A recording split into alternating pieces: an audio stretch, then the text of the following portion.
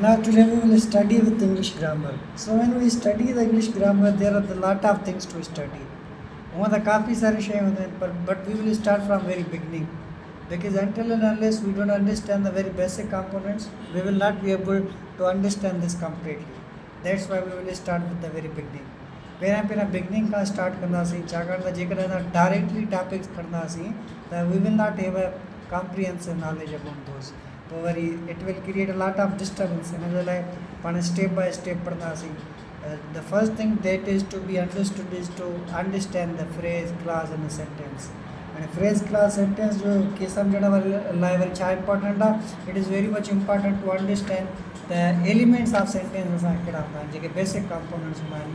You know this is how the language starts. पर जेकॾहिं अञा असां distribution of language ॾिसूं जीअं असांजी आहे ऐं लैंग्वेज जेका पढ़बी आहे साइंटिफिकली उनखे चइबो आहे लिंग्विस्टिक्स. लिंग्विस्टिक्स असां छाखे चवंदा आहियूं? लिंग्विस्टिक्स चवंदा आहियूं साइंटिफिक स्टडी ऑफ लैंग्वेज. यानी कि जेकॾहिं असां ॿोलीअ खे साइंसी तरीक़े सां पढ़ूं जीअं साइंस में पढ़ंदा आहियूं ऑब्ज़र्वेशन करे एक्सपेरिमेंटेशन करे all these things are included in to the science. Similarly, if we study the English from the scientific perspective by using the scientific knowledge, by using the scientific procedure, उनखे चइबो आहे linguistics. ऐं linguistics जेका हूंदी आहे उहा सिर्फ़ु कंहिं हिकु लैंग्वेज लाइ न आहे त असां इंग्लिश जे लाइ पढ़ंदासीं. It can be of English, it could be of Sindhi, it could be of any language. काफ़ी सारी लैंग्वेजिस थी सघे. हाणे इंग्लिश में काफ़ी सारी कन्फ्यूजन्स हूंदियूं आहिनि. आर्टिकल हिते लॻे थी हिते नथी लॻे, हिन सां एस लॻे थी हिन सां नथी लॻे. उहो छाजे करे थींदो आहे? Because they are the different kinds of the grammar. Grammar जा अलॻि अलॻि काइंड्स हूंदा आहिनि. वरी जेका लिंग्विस्टिक्स आहे उहा बि साइंटिफिक आहे. There is always reason behind why the things are so.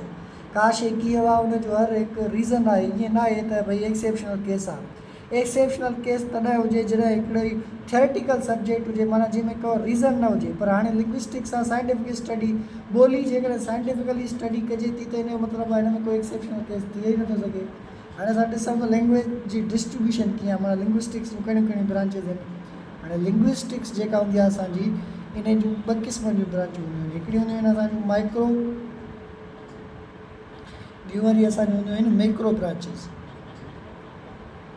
Macro branches of linguistics. हाणे माइक्रो हूंदियूं आहिनि माना स्मॉलर, जिन्हनि खे असां छा चवंदा आहियूं? Intra disciplinary level. Intra disciplinary levels of linguistics. यानी कि such a branches of linguistics that has only concern with the linguistics. अहिड़ियूं लैंग्वेज जूं ब्रांचियूं सिर्फ़ु लिंग्विस्टिक्स ताईं महदूद आहिनि. उन्हनि खे असां चवंदा आहियूं माइक्रो या वरी उन्हनि खे छा चवंदा आहियूं? असांजो इंट्रा डिसिप्लिनरी. ठीकु आहे. ॿियूं वरी हूंदियूं आहिनि मैक्रो ब्रांचिस.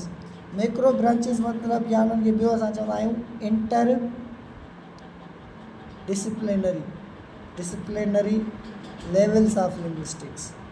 यानी कि अहिड़ियूं ब्रांचिस ऑफ लिंग्विस्टिक्स जिन खे लिंग्विस्टिक्स ऐं ॿियनि साइंस सां बि कनेक्शन हुजे. फॉर एग्ज़ाम्पल आहे जीअं असांजो हाणे साइको लिंग्विस्टिक्स आहे. साइको लिंग्विस्टिक्स छा हूंदी आहे? माना साइकोलॉजी ऐं लिंग्विस्टिक्स खे असां गॾाए करे पढ़ंदा आहियूं त ह्यूमन माइंड जेको आहे ॿोली सिखण में असांजी हेल्प कीअं थो करे. वरी जीअं असांजी सोशियो लिंग्विस्टिक्स हूंदी आहे. सोशियो लिंग्विस्टिक्स में असां ॾिसंदा आहियूं त how language is influenced by the society and the how society influences the language. ॿोलीअ ते समाज जो असरु कहिड़ो थो पए ऐं समाज ॿोली ते असरु कीअं थो पए. जीअं काफ़ी सारियूं मिथ्स हूंदियूं आहिनि. कुझु चवंदा आहिनि भई असां ॿोली सिखंदा आहियूं एनवायरमेंट मां, कुझु चवंदा आहिनि न असांजो माइंड हेल्प कंदो आहे. त हाणे इहे जेके कंपेयर कंट्रास्ट आहिनि सॼा हिननि में ईंदा आहिनि असांजा. या इन खां सवाइ ॿियूं बि असांजूं ब्रांचिस हूंदियूं आहिनि जेके असांजूं हूंदियूं आहिनि मैक्रो. वरी हाणे माइक्रो ब्रांचिस जेके हूंदियूं आहिनि न इहे असांजूं थ्रू आउट द लैंग्वेज हलंदियूं आहिनि. जीअं मिसाल ॻाल्हि आहे पहिरीं आहे असांजी फोनेटिक्स. हाणे फोनेटिक्स असांजी हूंदी आहे study of production, transmission and reception of human speech sound. यानी कि असां फोनेटिक्स छाखे चवंदा आहियूं? फोनेटिक्स असांजी माइक्रो ब्रांच ऑफ लिंग्विस्टिक्स आहे जंहिंमें असां पढ़ंदा आहियूं त जेको साउंड आहे प्रोड्यूस कीअं थो थिए. साउंड प्रोड्यूस कीअं थो थिए, उन खां पोइ ट्रांसमिट कीअं थो थिए. असां प्रोड्यूस कयो त ॿिए माण्हू ताईं पहुचे कीअं थो. वरी रिसेप्शन, वरी अॻिलो माण्हू जेको आहे उन साउंड खे ॿुधी करे वरी रिस्पॉन्स कीअं थो करे, उहो सम्झे कीअं थो त इहो साउंड छा हुयो. ठीकु आहे। हाणे जेको साउंड स्टडी कंदा आहियूं उन जो स्मॉलेस्ट यूनिट हूंदो आहे असांजो फोनीम। फोनीम छा हूंदो आहे? स्मॉलेस्ट यूनिट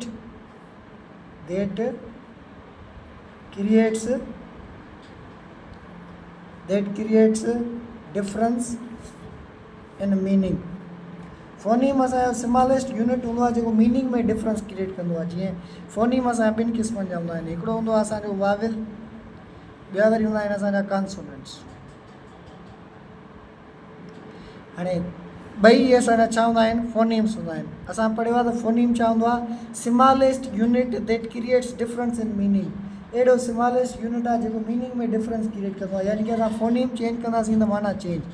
फॉर एग्ज़ाम्पल आहे हाणे PIN, हाणे हे आहे असांजो हिकिड़ो फोनीम आहे। हाणे हिनखे असां PIN में चेंज कयूं था, वरी ई आई जी जॻह ते ई था ॾियूं पेन। पहिरियां हुयो असांजो पिन, हाणे असांजो छा थी वियो? पेन। त हाणे माना फोनीम छा कंदो आहे? मीनिंग में चेंज कंदो आहे। पिन जी माना हूंदी आहे का शइ something that is penetrating, something that is causing pain. का शइ पेन काज़ करे उहा असांजी पिन आहे। But pen is an instrument that is use to write something. वरी पेन हिकिड़ो असांजो डिवाइस हूंदो आहे जेको लिखण लाइ कमु ईंदो आहे। त माना हिकिड़ो असां जेकॾहिं फोनीम चेंज कयूं था त there is a change in meaning. This is what we call phonetics, this is what we call phoneme. हाणे हिनखे छा चइबो आहे? फोनीम चइबो आहे। इहे फोनीम्स जेके पढ़ंदा आहियूं असां छा में पढ़ंदा आहियूं? फोनेटिक्स में। फोनेटिक्स में असां छा पढ़ंदा आहियूं? साउंड छा आहे, साउंड ट्रांसमिट कीअं थो थिए, साउंड वरी रिसीव कीअं थो थिए, सम्झनि कीअं था। वरी उन खां सवाइ उन में पढ़ंदा आहियूं वाविल छा हूंदो आहे, वाविल प्रोड्यूस कीअं थींदो आहे, कॉन्सोनेंट असांजो छा हूंदो आहे, कॉन्सोनेंट प्रोड्यूस कीअं थींदो आहे, वाविल जा केतिरा टाइप हूंदा आहिनि, कॉन्सोनेंट जा केतिरा टाइप हूंदा आहिनि, इहे सभु असां पढ़ंदा आहियूं। हाणे हिकिड़ो त जनरल पर्सपेक्टिव हूंदो आहे त भई वाविल्स आर द साउंड्स जेके असांजा उन्हनि खे लेटर्स कंसिडर कंदो आहे। AIU असांजा जेके आहिनि असांजा वाविल्स आहिनि, ऐं माना consonants B R rest of letter. असांजा वाविल ऐं कॉन्सोनेंट जेके आहिनि लेटर्स न आहिनि, इहे आहिनि असांजा साउंड्स। ठीकु आहे न, साउंड्स आहिनि असांजा। पोइ वाविल्स खे असां डिफाइन कंदा आहियूं त sounds in which tongue does not touch any vocal organ, ना द लिप्स आर कंबाउंड। अहिड़ा आवाज़ जिन्हनि में न टंग असांजी जेका आहे कंहिं वोकल ऑर्गन खे टच करे, न वरी लिप्स पाण में कंबाइन थियनि, अहिड़ा आवाज़नि खे चइबो वाविल्स। वरी अहिड़ा आवाज़ इन which tongue touches any vocal organ आहे त लिप्स आर कंबाइन, उन्हनि खे चइबो आहे कॉन्सोनेंट। जिन में असांजी ज़बान टच करे अंदरूनी ऑर्गन्स खे, उहे असांजा छा आहिनि? कॉन्सोनेंट्स आहिनि। हिननि खे वाविल खे सिंधीअ में चइबो आहे सुर, ऐं हिननि खे चइबो आहे व्यंजन, जेके असांजा कॉन्सोनेंट्स हूंदा आहिनि। त इहो असां पढ़ंदा आहियूं। पहिरीं जेका हिन जी डिसिप्लिन हुई फोनेटिक्स। हाणे वरी इन खां पोइ असां हिननि में पढ़ंदा आहियूं वाविल ग्राफी, ॿियो वरी हूंदो आहे असांजो कॉन्सोनेंट ग्राफी। हाणे वाविल ग्राफी में पढ़ंदा आहियूं त को वर्ड जेको आहे उन में वाविल्स अचनि, how to pronounce that word, and in consonant graphy how to pronounce the vowels in that word. कंहिं वर्ड में कॉन्सोनेंट कीअं प्रोड्यूस कबो आहे, that is related to consonant graphy. वरी वाविल ग्राफी में छा पढ़ंदा आहियूं? How to produce the vowel in any word. कंहिं बि वर्ड में वाविल कीअं पढ़ंदासीं उनखे वरी असां छा चवंदा आहियूं? इहा असांजो वाविल ग्राफी आहे, उहो कॉन्सोनेंट ग्राफी आहे।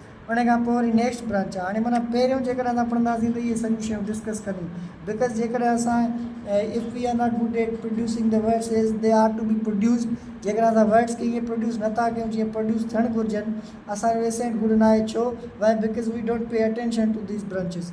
हिननि ब्रांचिस खे असां अवॉइड करे वेंदा आहियूं। फोनेटिक्स खे साउंड्स कीअं था असांजा प्रोड्यूस थियनि, कीअं था अचनि, that's why we face these kind of the problems.